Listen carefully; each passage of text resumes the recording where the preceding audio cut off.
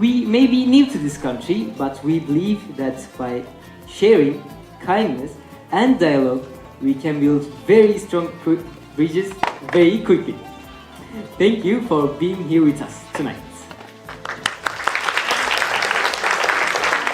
Tämä ilta ei olisi mahdollista meille osallistujille ja varmasti voi meidän kaikkien vieraiden puolesta sanoa, että kiitos tästä, arvostamme tätä suuresti. Olette ansainneet tässä kohtaa vielä yhden apurin.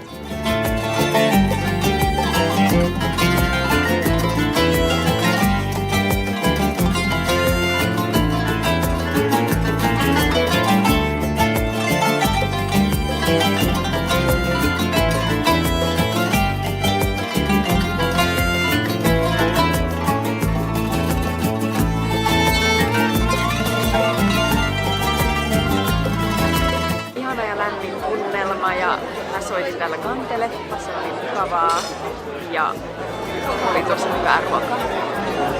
Kiva tavata ihmisiä ja kuulla teidän kulttuurista. Mä oon ollut aikaisemminkin näissä illoissa, mutta jotenkin tällä kertaa oli oikein semmoinen lämmin ja vapaa tunnelma ja hyvä ohjelma.